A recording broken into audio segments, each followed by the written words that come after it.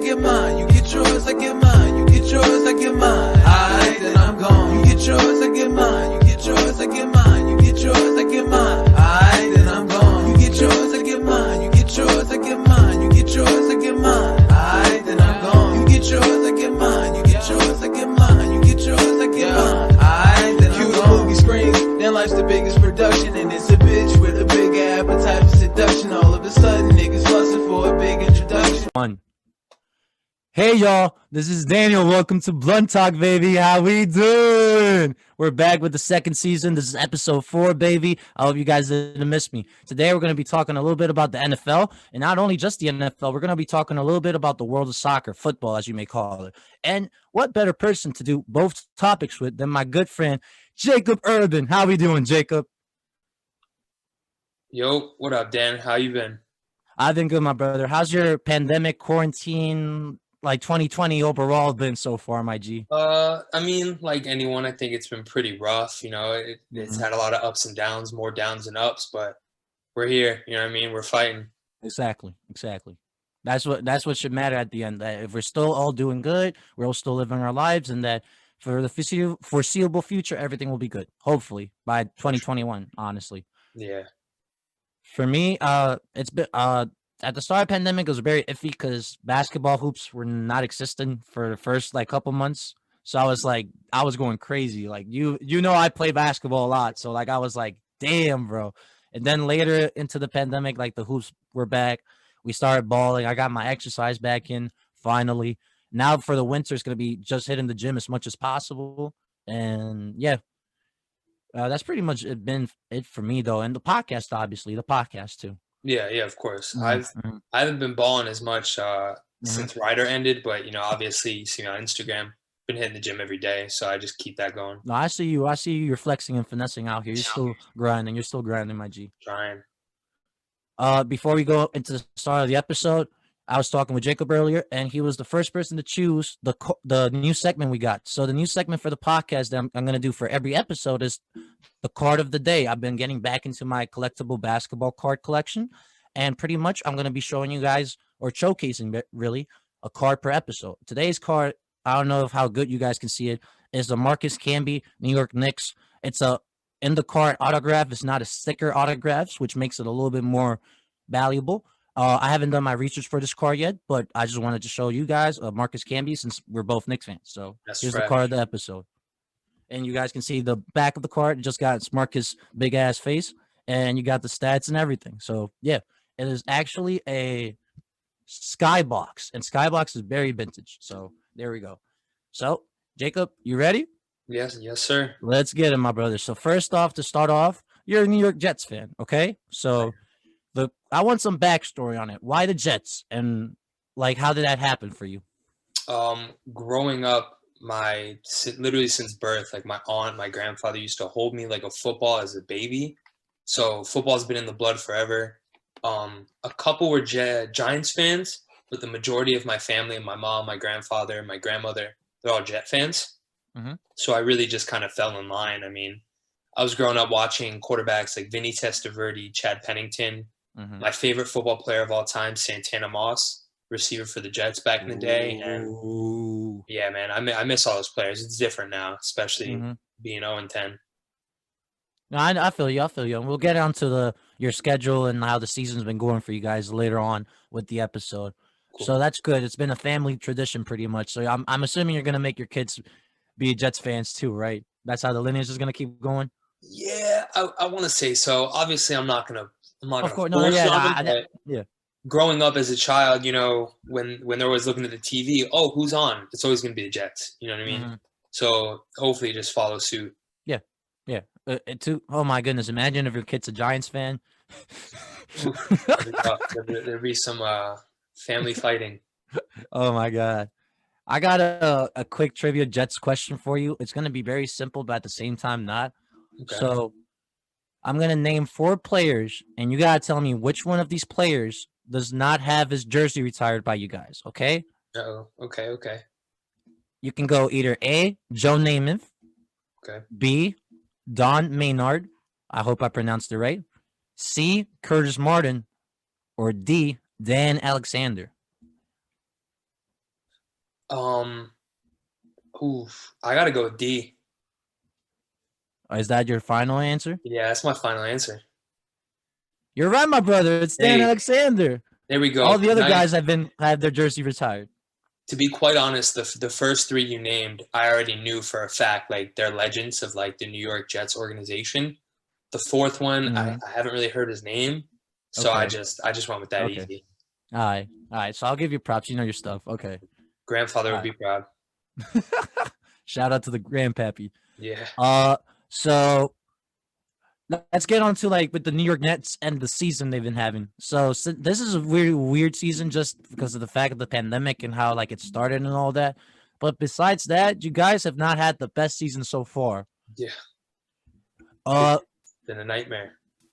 Would you guys would you say you're more of a rebuilding team in that sense because of it?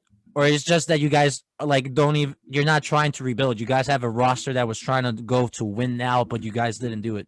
Because didn't you guys started the season with Le'Veon Bell, or am I mistaken? Yeah, we did.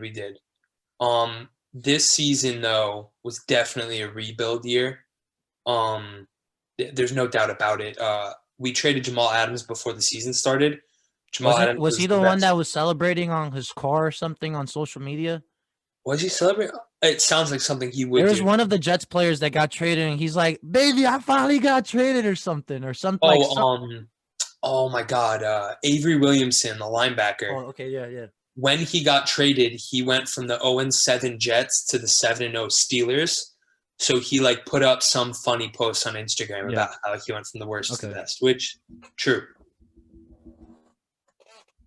So yeah, I did remember that. So you did say that you guys are a rebuilding team, though. You guys have a young quarterback in Sam Darnold. Yeah.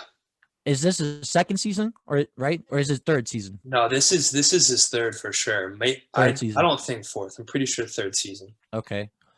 Would you say that for those 3 seasons he's been with you guys, that he's looking like the quarterback for the future for you guys? No, unfortunately. I think he was put into a franchise that ruined him. I think if he went to a better team, and I still think his career is not over, but he needs to leave the Jets, unfortunately. Like, it's just not going to work there. You think it's more like him or the Jets? Because you just said that he was drafted by the wrong organization for him. So you're saying his play style doesn't fit with the Jets team? Not even his play style. I think the Jets aren't good at developing players. They've never been. So I don't see it. You know what I mean? They don't have the coaches that can get Sam Darnold to where he can be, because the kid has potential. In USC, like everyone thought he'd be like the next like GOAT. I remember watching him in college, and he was very hyped up, and like the plays he was doing back in college, and like the way that he I don't know, man. I hope he turns out to be a great player by the end of his career. Me too. I wish the best, because he's one of those good guys. Like, he's not going to bad talk the coaches, the team. He's going to take the loss on the chin. He's the quarterback. Like, he's just going to take the brunt of everything, even though it's not all his fault. Now, me as a Giants fan, I'm going to be very honest. I would have preferred to have Sam Darnold over Daniel Jones if I could somehow do a trade or switch them spots. I would, honestly, because I'm not the biggest fan of Daniel Jones, me personally. Okay. Daniel Jones shockingly doesn't look that bad either, but yeah, I mean, I just think he doesn't look that bad. Statistically, he's putting numbers that are close to being like league average, I guess you could call it like that. But like, I don't know, man, because I don't like the fit with him and Saquon, in my point of view. But then, like, I feel like someone like Sam Darnold would be a better fit with Saquon. Yeah. But that's just my opinion on it. If there's, because I'm trying to think, because you guys did the Le'Veon Bell trade, and you guys did the. Well, we actually released Le'Veon. Oh, it wasn't a trade, so you guys didn't get anything in return. We released him. I was about to ask what you guys got in return for the kid. Oh my goodness. We released him, and then a bunch of teams were looking at him. I was curious to see where he'd sign. I was shook he signed with the Chiefs. That's crazy. I mean, that's a great move. That's a career-saving move right there, in my opinion. We'll see what happens with that, though, obviously. How long was Le'Veon Bell with you guys? Because wasn't he in Pittsburgh before that? Yeah, this was his second season with the Jets. Damn it, man. What the hell? Okay. When we signed him, we were a team looking to win. We were a team that was looking to do work. Like, okay, Sam Darnold's young. Jamal Adams is one of the best defensive players in the NFL.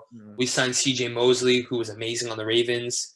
C.J. Mosley, his first game against the Bills last season, like tore his groin. He was out majority. And then after COVID happened this season, he opted out. So that didn't work out. Jamal Adams left. Okay. It's a mess, man. Okay. For all the other offseason moves that you guys did, what did you guys got in return? Like, did you guys at least get a lot of picks for this season? Or not specifically for this season draft picks, but I mean, like, in return, like, no? No, no, man. A lot of bad moves. Like, we had Robbie Anderson at wide receiver. We didn't re-sign him. So he walked. He went to the Panthers. Is he doing amazing? No, but, like, he's clearly doing better than what he was in New York. He's a deep threat ball. So he'll get you the 70-yard touchdown, you know what I mean? Like a crazy play. Yeah. The Jets aren't making any moves. They're not making moves to the future. Okay. They're not making moves to do anything, really. All right, so now that you say that, this is the perfect way to jump to this then. If I could give you your cap, your GM cap, and you can go on like they do a Madden, the bitter game, or like in 2K where you can control a team and just do crazy traits and just make your team stack.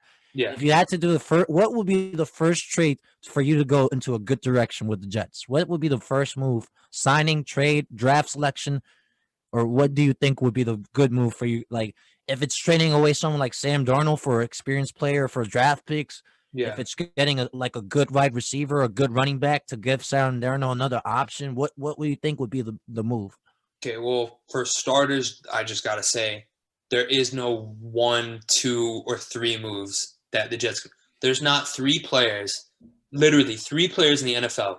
Any 3, the Jets sign them, and, like, they're not winning the Super Bowl. That's just the way, especially with their coach GM now. However, certain moves like J.J. Watt, he's not the happiest in Texas. Okay. I want to go get him. You know what I mean? Or that'd be nice. DeAndre Hopkins left the Texans. I would have wanted to go get him. We got to beef up that O-line. That O-line is garbage. Okay. I'm not too sure who we should go get, but man, I don't know. And then obviously everyone's talking about, are the Jets going to get the number 1 pick for Trevor Lawrence? I was about to bring him up. I really want Trevor Lawrence to be in a Jets uniform for you guys. Me too, but it looks like Trevor's going to stay in college another year. I feel like he's going to be one of those guys that stays there for the full 4 years, though. Me too, especially after COVID. He's had a lot of games taken from him this year.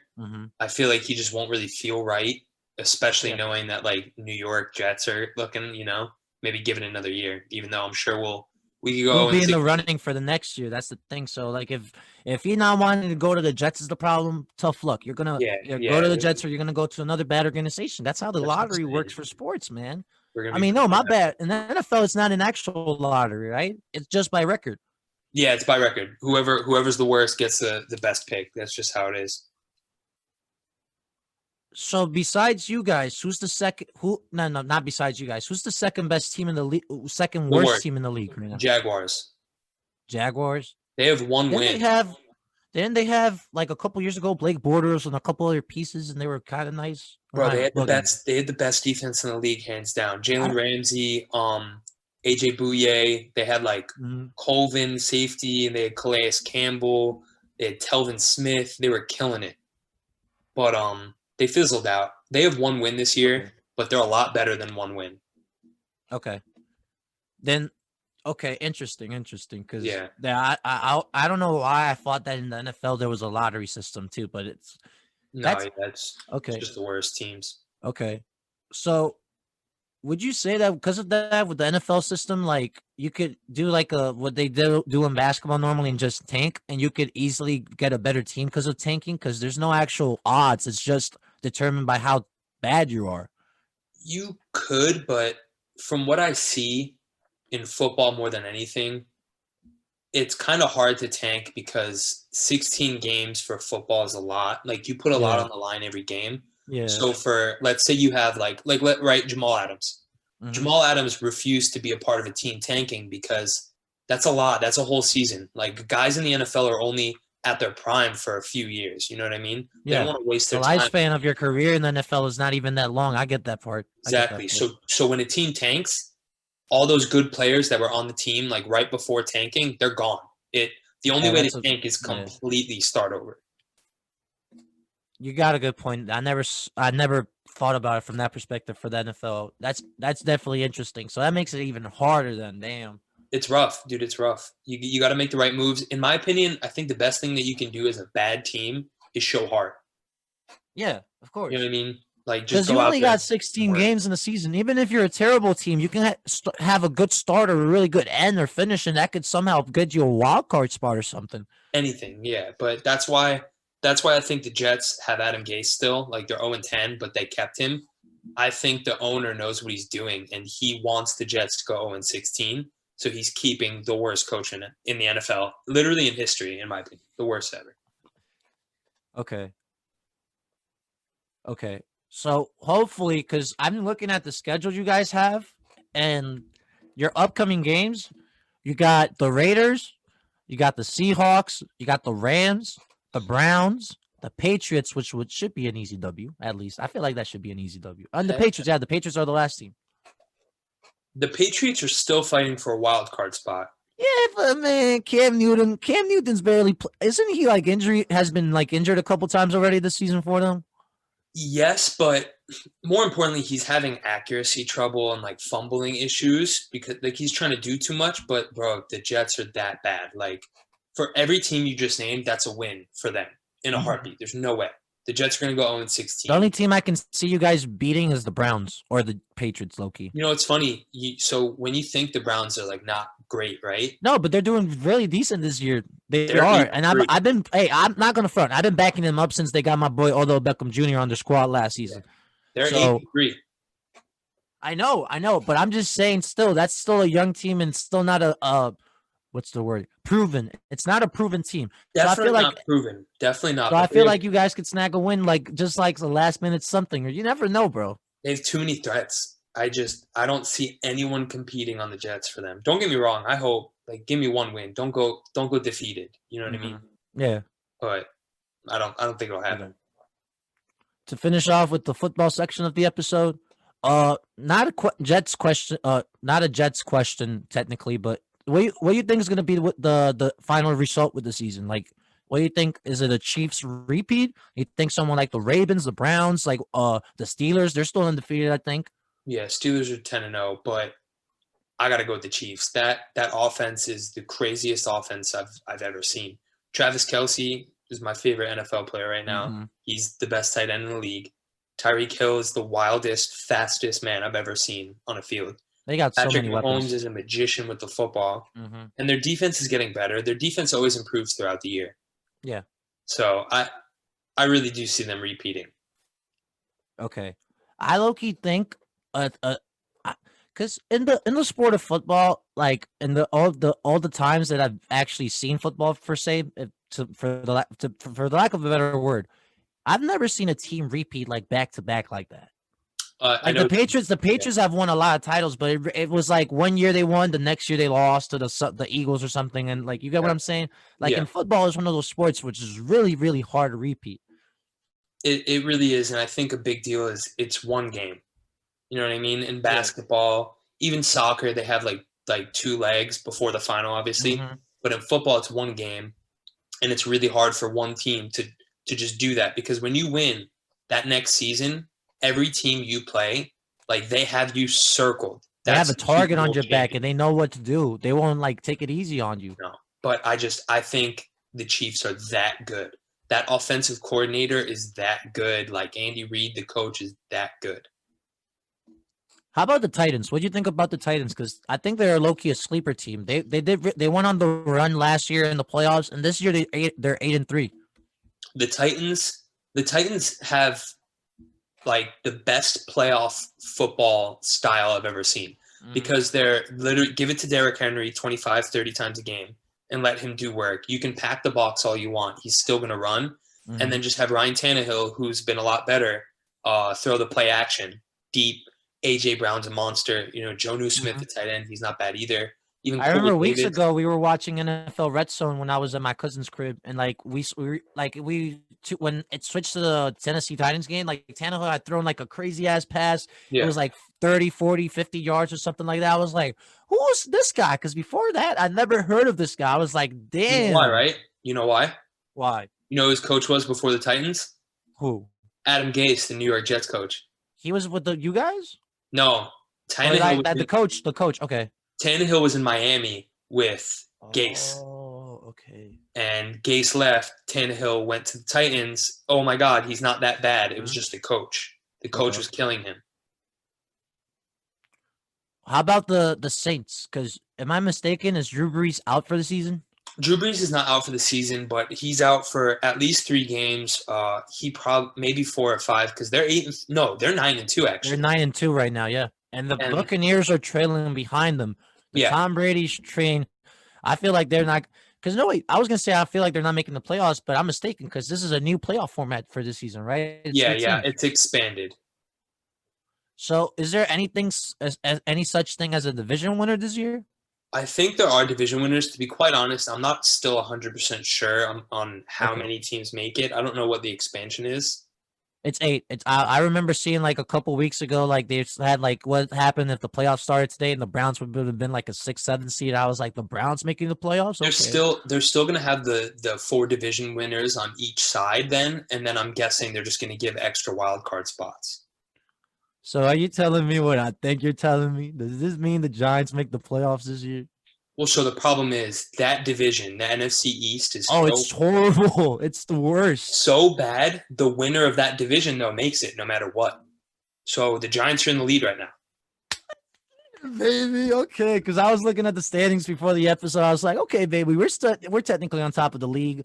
And if anything, if we lose all the rest of the games in the season and the Washington football team does too, for example, because we have the same record, we beat them 2 times. Well, I was going to say, I actually think if the Giants don't win, I think Washington has the next best way because their defense has been killing it. Okay. Yeah. So we'll definitely have to stay tuned because the season still got like a little bit of 30% ish to wait. Because it's like 70% through, right? Yeah. Like okay. What, like 5 games left? Yeah. Something like that. 5, 6. Okay. Yeah.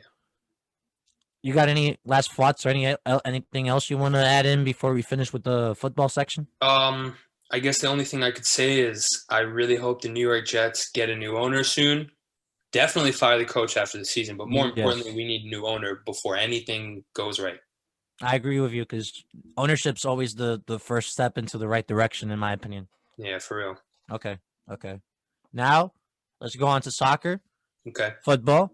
First question I want to ask is, you're a diehard Liverpool fan, if I'm not mistaken. Yes, sir. I'm a diehard Man City fan, and I'm not mistaken. So this is going to be very awkward. But besides the point of it being awkward, why are you a Liverpool fan? What was the reasoning for when you were growing up, or like when you first started watching football? Whenever you why Liverpool? So it's honestly, it's funny, but it's like really easy. Mario Balotelli has been my favorite soccer player forever. Obviously, when he was on Man City, that was like his prime. But when he came to Liverpool, I started watching. That's when I really started watching more and more soccer. So Raheem Sterling, Steven Gerrard at the late years of his career. Gerrard, Suarez left, but that was the team. Like I fell in love with that team. Obviously, it's a completely different team now. Like there's, it's different, but I rock with Liverpool forever. Okay. Would you say because you started watching the Mario Balotelli teams with Daniel Sturridge and all those guys, but that was the year after Suarez, right? Yeah. Because that's why Balotelli came in, really. Okay, that's right. So would you be honest? Do you prefer the team you got now, or would you say you like the team you had with Sterling, Sturridge, and Balotelli and all those pieces back in the day more? No. The team now for sure. Granted, I like the characters that were there before. Like I loved Coutinho before he snaked Liverpool. Daniel Sturridge, I still have his jersey. I love Sturridge, but the team they have now, like Sadio Mane, I love Mane. Virgil van Dijk, the best center back, love Van Dijk. Their goalie Alisson, love him. They're both their wing backs, Robertson, Alexander-Arnold, love them. You guys have the definition of a crazy team, to be honest. Like, Great whenever I'd be team. on playing FIFA Yep. and I'd be like, okay, all right, I'm doing my career mode, whatever. Oh, we play this week. Oh, we play Liverpool. That's cool. And then I look into the ratings in the squad and I'm like, what the hell, man? Bro, Like, 87, 88, 90, you 86. play FIFA as much as I play FIFA, I know, right? And you Yeah. know throughout the years, fullbacks don't get high rated like that normally, right? Yep. So for your team to have 87 fullbacks, that's pretty impressive, and that says something. Yeah. I really like your guys' team because I feel like you guys' team is so deep, and not only the fact that you guys are deep, but the fact that if Mane got injured or has like a flu or whatever thing he has that he can't play this game, oh, don't worry, man. You know this one guy, Sheridan Shaqiri. Nah, never mind. You got this one guy, Diego Jota. What am I talking about? Like, it's crazy the amount of options in each position. Except I guess I could say defense is the one that your depth is the weakest and shows because you guys have gotten very injury prone this season. I feel bad for you guys because of it. Surprisingly enough, you're still second in the league. If that hasn't changed, if I'm not mistaken. Yeah. We just got a Champions League win today too. I was about to say I was kicking me up with the Champions League scores. You guys are top of your group right now. Am I mistaken? Like the Champions League is not, the group stage ain't done yet. There's still teams to play their last game yet, right? Yeah. There's still more. However, Liverpool today clinched a spot. They clinched it, right? Yeah. Because they finished first in their group and Atalanta finished second, which Atalanta is a team that you cannot mess with. So like which is crazy because we went to their home and destroyed them. Mm-hmm. I remember that. Yeah.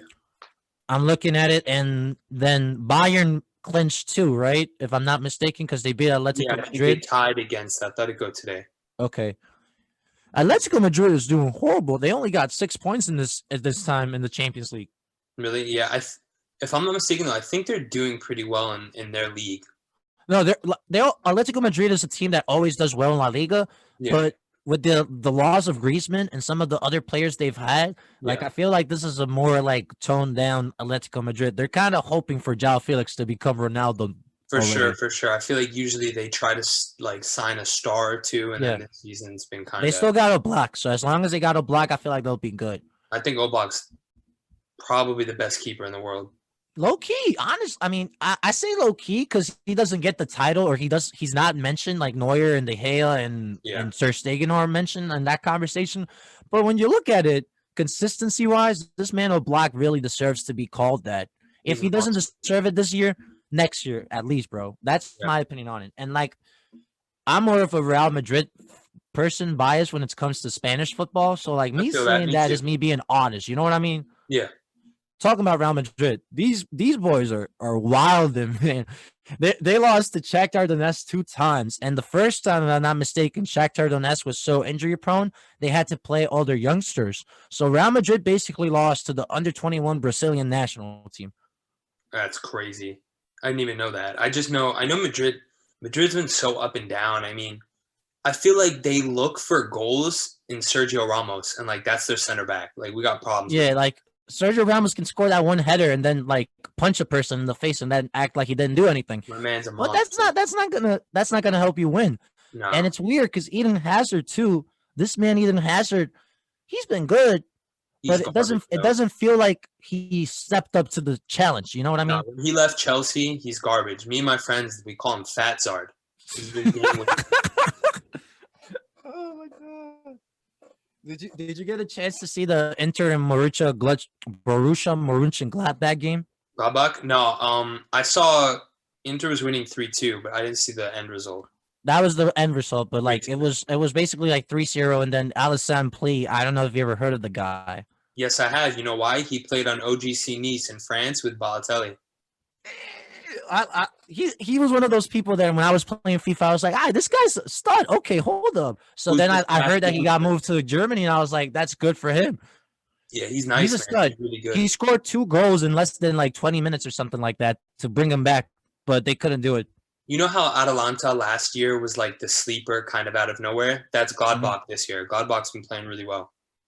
Well, that group is not done because I see here that matches played says 5, and you played 2 times against each team, which means my math is correct. There's 6 games. Yeah, there is. But the group right now is looking like Inter was the lowest. Inter was last. Yeah, Right now, Gladbach's got 8 points. Madrid and Shakhtar got 7, but Shakhtar's winning because they beat Madrid 2 times, so the tiebreaker goes to them. Okay. And not only that, just goal differential because Madrid's at 0. Actually, Shakhtar's at -7. Huh. Okay, that's wild. And Inter is down with 5 points, so that's a crazy group. Yeah, I can't wait to see which team gets left out of that. The last thing I want to bring up with the Champions League is, for example, what do you think about Manchester United being so trash in the league, but actually performing like they're gods in the Champions League? Bro, I hate Manchester United. More importantly, because I hate their fans, to be quite honest. Oh, I'm not going to front there. I mean, I sorry to all the listeners that are Manchester United fans listening to this, but you guys need to chill sometimes. One of my closest friends is a Manchester United fan, so if he listens to this, he's not going to be happy, but he knows, you know what I mean? He knows. Yeah. And, I mean, I think the fact that they're not doing well in the league, I think they're going to go out of their way to make sure to pursue the Champions League because that's just kind of what it is, you know what I mean? The Premier League's super deep this year, too. So I think they're going to give all their attention to the Champions League. So your viewpoint as a soccer fan, because, I mean, with Liverpool, it doesn't really make sense to ask your question because you guys have won both the league and the Champions League in the last recent years. Yeah. But because even though the Champions League is the more coveted trophy and everything historically, do you like more if a team tries to push to a top spot in the league or they try to dedicate their whole time for the Champions League?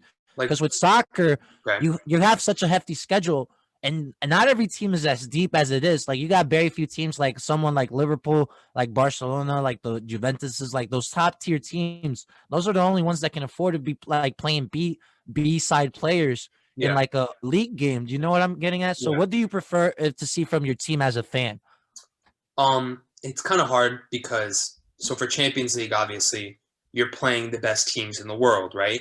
But then in like their league, the Premier League, you're playing a bunch of these teams that kind of throw out these random guys.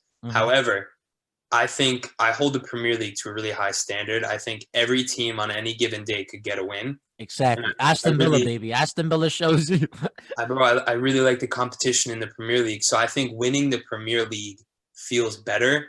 However, with COVID, all the people, of course, were giving me shit. Like, oh, of course, Liverpool won on a COVID year. It's the only, like, yeah, whatever. Like, it's an asterisk.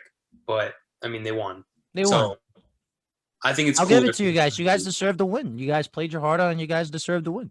But Liverpool were playing out of their minds. So, I would go with winning the league. Okay. Because my perspective, because this is me being biased, because I'm a Manchester City fan. And for the last couple of years we've had, like, we've been so successful in the Premier League. If I'm not mistaken, it's been the last 3 years we won 2 times or at least once in the last 3 years. Last 3. Last year was Liverpool. The year before that was Man City.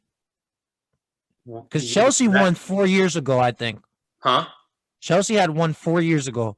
I'm forgetting who won. Might have been 2 in a row.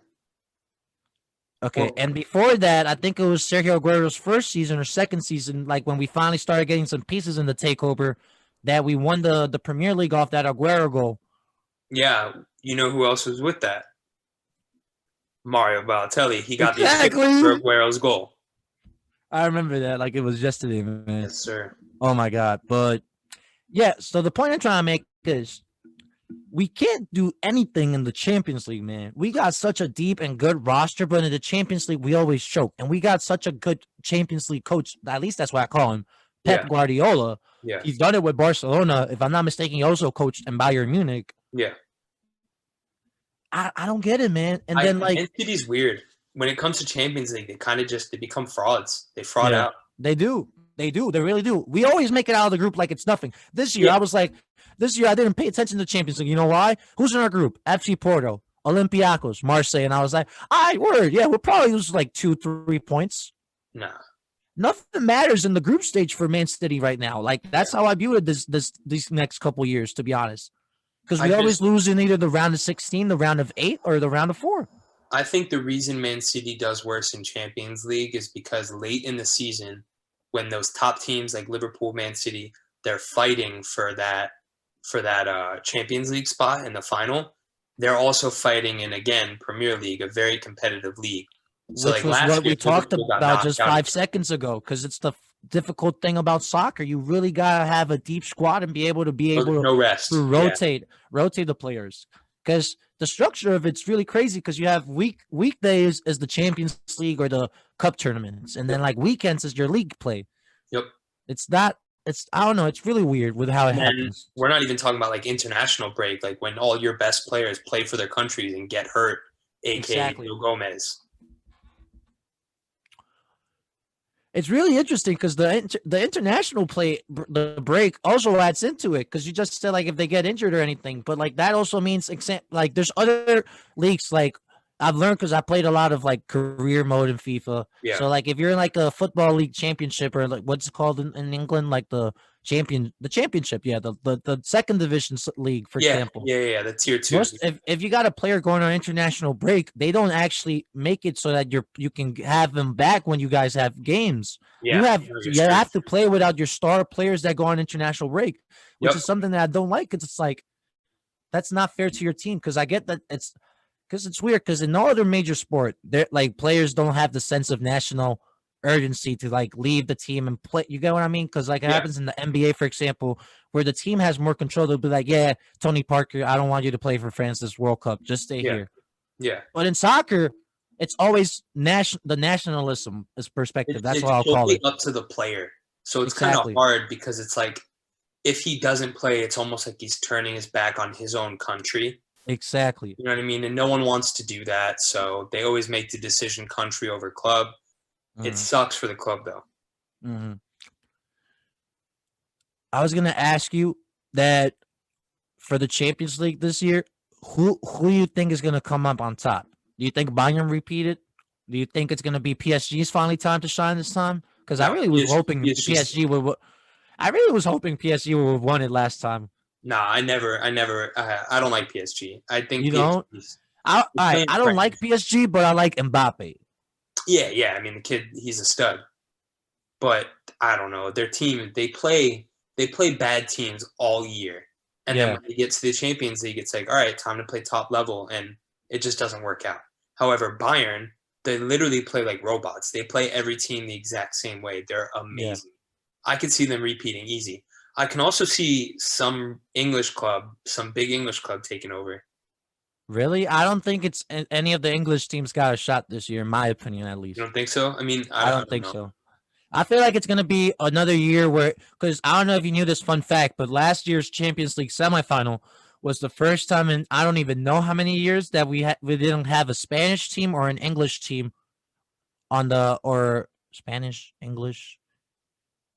What's the fifth league? It was the first time there was no Italian, no British, or no Spanish team in the semifinal, because it was RB Leipzig and Olympique Lyon and PSG and FC Bayern. I think it might be like a semifinal or a final like that this year too, because you got a team like Olympique Lyon. They kept most of their prime pieces, for example, and I know they're probably not that good or whatever. I like them though. I like Memphis Depay, Aouar, if I'm pronouncing it right. Don't they still have Dembele as another striker for them? They got some pieces. You got teams like Atalanta can make a run. You got teams like, I'm trying to think, like a Lazio or Dortmund maybe. Yeah, that's true. No, that's true. Dortmund's a sleeper pick, actually. That's a good team. Dortmund, I feel like they got a good shot this time with the young players like Sancho, Haaland. Yeah, they got some studs. They do. I wish they kept Pulisic. That would have been so nice for them. Yeah, that would have been an amazing FIFA team too. That's what I mean, brother. Now the group with Man U and PSG, I feel like RB Leipzig is just gonna get the boot, because they I don't even know who RB Leipzig plays that last game. Who's in that? It's Leipzig, Man U, PSG, and who? And Istanbul. And Istanbul is the only team to beat Man U though. That's of course that happened. That's crazy. I don't even know the points of that lead of that. And right now is Man U with 9, PSG and Leipzig with 6. But I feel like PSG is gonna just come out of it. Yeah, I mean it's hard to believe PSG doesn't make it out of the group, and Exactly. if they don't make it out, furthermore tells me they suck. Exactly. That would be a very clear, like, significant like that would be a sign that tells you, okay, we need to do something. Yes. Like, all right, we got to change everything right now. Yeah. Now let's go from the Champions League back into the Premier League real quick, because if I'm looking at the table right now, Spurs are on top still. Yep. And then second is Liverpool. Because Spurs ended up getting a draw, right, against Chelsea. They drew Chelsea their last game, Spurs. 0-0. Yeah. A 0-0 draw. And Yep. Liverpool drew against Brighton, right? Was it 0-0? I think it was 1-1, and I think Brighton. Yeah, that's true, because Jota was the guy that scored for you guys. Jota scored, and then Brighton had a very, very controversial PK that I still don't agree with, but whatever. VAR. I am not a big fan of the whole VAR system. At first, when it was first introduced, I was like, okay, it's good, because I always like to make sure that the right play is called. For sure. However, how crazy is it that we get this system that's going to make the right play, then, it's not the right play still? Exactly. How does that make sense? It's not even like just the Liverpool example. There's so many examples in the last couple seasons in the whole world of football for every league that uses VAR that you're just left like, did they really use it just to review that, just to say that it wasn't right call or something? It's a joke. What? It really is a joke. I feel bad for it because, like, I feel like the FIFA Federation or whatever the organization, however you want to refer to them, they were very big on it. Yeah. So it's interesting. But back to the topic. What do you think is going to happen with the season, though? Because it's already been pretty crazy. We have Everton at the start of the season. They were on top of the league, killing it. We even had Leicester City at one point at the top of the league. Leicester City's always going to fight. That's just what they do. They're a top team. I called Everton starting hot and then falling just because the hype. You know what I mean? Your the bias. hype there. James is killing it. Richarlison's good. Yeah. But, I don't know. When Liverpool played Everton and we beat Everton, that literally started their breakdown. From that game, they only got worse. Mm-hmm. Okay. And then teams like Tottenham and Chelsea, I really like them this year. I'm not the biggest fan of Chelsea. I feel like they went on the FIFA career mode and they just went financial takeover and added 500 on it and just went, okay, this guy's an 84 rated. Let me sign him. This guy's an 87 rated. Like, I don't know, because they signed a lot of players and I liked all those players individually, but I'll always question how you would fit it. And when you have pieces like someone like Tammy Abraham that's really young and you really should use him, he's gonna take a back seat, I think. I think Chelsea's best when Werner's up top and then you have two different wingers, and Abraham obviously is not playing wing. Yeah, of course. You gotta sit him. Abraham was the first person that came to mind because they were just a team filled with a lot of young studs before last season. You know what I mean? Yep. Like my ideal Chelsea lineup, you have Pulisic and you have maybe someone like Sidic on the right wing because he can play right wing, but I like him more as a midfielder. You have Werner up top. You get people like Kai Havertz, Kovacic, Kante as the midfielders, and their back line is. I don't like their back line still though. Their back line is their biggest trouble. Their center backs, they're like Rudiger, they're very mistake driven. Yeah, what's the name? Ben Chilwell was a good signing for them, but I feel like not much needed. Nah, I mean I like Chilwell. Don't get me wrong, but yeah, I mean I don't know. People are nervous now with outside backs. Like everyone wants the Trent and Robertson, so let's keep signing wing backs until we find know what you mean. one. Hey, but Digne is much better than Chilwell in my opinion for Everton. He fits perfectly. But he just got injured for 2 months or something. I don't know if you heard that. Huh? Digne got injured for a month or two now. I feel like I did hear about that. Their other outside back, Seamus Coleman, he was their captain. He got hurt as well. He's so old, bro. He's a leader, I want to talk about Arsenal, bro, because Arsenal is having, they're having, as the British would say, a stinker. Man, Arsenal's 14th in the league right now. The only teams under him are Crystal Palace, Brighton, West Brom, Burnley, Fulham, and Sheffield United, which I'm surprised because Sheffield United finished 7th or 8th last season. They were riding the hype. Yeah. That new second team. Season syndrome. I get what you mean. Yeah. Yes. They didn't make many moves, so Arsenal's crap. Arsenal, I don't know what else to say, dude. They're garbage. I feel bad for players like Lacazette. You know what I mean? Aubameyang, they deserve better. But sorry, you know what I mean. Don't re-sign David Luiz and think he's gonna do well. That's what I'm saying. Arsenal, they're one of those teams this year that I was really trying to make a career mode with. I was like, let me just sign a good defense line for them and they'll be solid. Yeah. But when you look at it, face value, Aubameyang, even though he's a beast and one of my favorite all-time soccer players, he's getting old now, so he's not he's not near to his prime. Like I feel like Dortmund Aubameyang was like closer to that. Oh, for sure. And like FIFA wise, yeah, Aubameyang's not a guy you want in career mode because he's old. Exactly, but Like, in he's fast, retrospect, because they have two strikers, and they put because nowadays in soccer, every team almost plays 4-3-3 with three midfielders. There's like no real positions like anymore, but they're putting Aubameyang as a left winger, and I know he used to play as a winger back in Dortmund, but I feel like you just got to start him and put I don't know, man. Like I said, he didn't work out for you guys. Sell him or something, in my opinion. The problem is, I don't know if it's for sure, but I feel like Lacazette might be younger. I also feel like they try to. He's only 27 or something like that. 27, right? I don't know. Lacazette's a weird player. He's a really odd player. He was really good in Olympic Lyon. Yes, he was. And like I don't know. He's not very fast. He's not very strong. He's just like your very clinical, accurate shooter. And he's very like he controls the ball well. He passes well too, but athletically in the Premier League, like you got to have something. Yeah. I like the Thomas Partey signing for them though, because they needed a very strong midfielder. And he's a rock. But he's injured, I think, or something, right? To be quite honest, as crazy as this is, I give zero recognition to Arsenal. Like I don't think about them.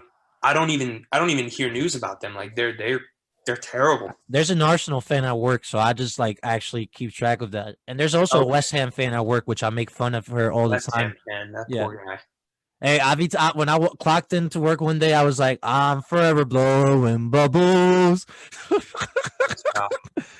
I feel bad for a team like West Ham because they're the one of those teams that really put a lot of money into the last couple seasons, and they threw the bag out. Like they didn't do a good job. Yeah, I mean, I feel like they tried doing like what the Wolves are doing. You know what I mean? Yes. But it's just not going to work for them. Well, the reason it worked for Wolves is because they started that takeover when they were in the championship. So they had more room for error because not every team down there is like that. That also gives you 1 year to build chemistry and actually build a team. Yeah. So by the time they got to the Premier League, I was like, yeah, they're going to be a top 10 team easily. There's no denying it because they got this roster.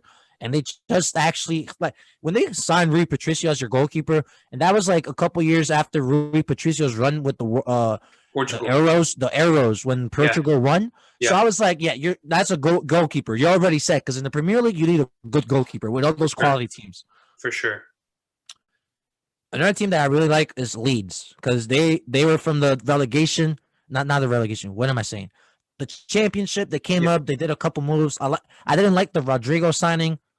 I like the Rafinha signing they did as the winger. He's a very nice winger for them. He's very good. And what's the one guy? Patrick Bamford is actually balling out for them, which I did not think he would do. Leeds is a good team, man. I just hope they don't get caught the way Sheffield did for next season. Like, I hope they continue. That's what I mean. For sure. Did you hear about you obviously heard about the Diego Maradona news, right? About when he passed? Yeah. Yeah, that sucked. Everyone I played for like a couple men's league teams. So like everyone was throwing it in the chat like, wow, I can't believe it. That happened. Like, yeah, it's a shame. I mean, he was doing cocaine for so long of his life. Yeah, he was doing a lot of stuff. And I heard from a lot of people, he was a very bad person. He did this, he did that. I mean, yeah, like, I'm sure everyone does things. You know what I mean? Exactly. That's my viewpoint on it. Whenever I hear someone, because the thing was with Maradona, he was so significant to the sport of soccer. Yes. I immediately had to feel like not depressed, but I had to feel like down. I was like, "What? Are you serious?" Like he just, it's like the Kobe Bryant effect. Yeah, for me, Kobe Bryant was a little bit more because I like basketball more than soccer. Yeah, but that's not also for our age, Kobe like that hits home. Exactly. Like, Maradona was another century, another era. Yeah, so that's different. Fathers and like uncles and all that, like they're hurting more, but anyone into soccer like has to feel for that. That's a big guy loss. Exactly. And Argentina was mourning for 3 days. I saw videos of Napoli because he played for Napoli. I didn't know that until like I heard him passed away. That like Napoli, the people in the streets were going crazy, and like I forget who I was telling to, but I was like, it's kind of crazy because at the end of the day, if it wasn't for Maradona, Messi wouldn't have been who he was, in the sense that Maradona was always like, the comparison I always make is the Michael Jordan, LeBron James scenario, when always it's been like LeBron James has always been trying to chase Michael Jordan. Yeah. Lionel Messi has always been trying to chase Maradona. Yeah, to an extent, for sure. To an extent, yeah, to an extent. So you get what I'm kind of going for? It's like, it's crazy that we lost a great. That's it's a big deal, and it's, you know, you kind of just tip your hat for him. Like, it sucks. Mm-hmm. There's a lot of crazy transfer rumors I've been reading. I just saw earlier before we started recording, David Alaba might be going to Chelsea. I actually took note of that as well about Alaba. Bro, I would pray Liverpool would snatch him up. You guys would do, because he's been playing center back from Bayern Munich now. So, like, if you guys could sign him in this coming winter transfer window for Joe Gomez and Van Dijk's injury issues now this season, I wouldn't complain at all, to be honest. The thing is, I feel like he should be. I feel like Oliver is such a talented player that I feel like he should be doing more than just be a defender. I feel that, but also he is getting a little older too. Yeah, that's true. I think he's like 28, maybe 27, something like that. He's 28 by now. He's 28, yeah. So, like, I'm cool with throwing him at center back. I feel like he would fit in with our team, like the camaraderie of Liverpool. I feel like he'd be really good there. But obviously, of course, Chelsea might sign anyone. Mm-hmm. I also want Koulibaly. Koulibaly would be nice for you guys. That man's a monster. And then once Van Dijk gets back, him and Van Dijk, it's unstoppable. That'd be too overpowered, because that's 290 center backs, bro, in FIFA standards. FIFA would be over. Nah, I would have to do some David Stern trying to be like, yeah, that trade's too much, like cancel, like deny it. Like, that would be my point of view. I got one final question for you before we end the podcast. Yep. If you had to bet a bunch of money for one team to be a sleeper team this season in the Premier League, because I know we're already almost halfway through, but who do you think is going to be one team that's going to snatch that top four or that European, or not European, that Europa League spot this season? Because right now with the table, you got Southampton being 5th. Okay, so would it count if I pick them to stay? Yeah, that's easy, yeah. Yo, don't sleep on Southampton. My boy Danny Ings, ex-Liverpool Danny Ings is bagging him them goals like it's... And the goal scorer. Southampton's nice. He played in Southampton before he went to Liverpool, and then he came back to Southampton, right? Yeah, and I think it's working well for him. Southampton and Liverpool are like low-key friends. We got Mane. I was going to say, like, your team is basically like the not the B team of Southampton, but it's like... Go get good at Southampton and then come to Liverpool. Yeah, because it also happened with, what's his name? Van Dijk. Mane, Van Dijk. Yep.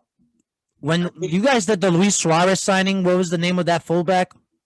Nathaniel Klein, maybe? Yes, Klein. For example, you guys had Klein. Like, when Luis Suarez sold, you guys picked up like 3 or 2 people from Southampton. Nathaniel Klein was one of my favorite players for a while. He was really good. He was nice. He was really good, in my opinion. Apparently, he had a drug problem too, of course. Oh, wow. You guys released him this season, though. Yes. I think he signed with I honestly don't even know. Okay. My brother, you got any last thoughts or last words you want to say on the soccer topic? I wish the best luck to Liverpool. I hope we get someone in January. That's all I care about. You guys will. Klopp's been putting in the work with the signings. Absolutely. Well, without further ado, I want to say thank you so much, my brother, for being on the episode. It really means a lot to me. I had a good time talking to you about soccer and football. It was a pleasure, man. Thanks for having me. Of course. Thank you so much for everyone that tuned in, whether you're listening on SoundCloud or on YouTube. Thank you guys for watching and listening, and peace out. Peace out, guys.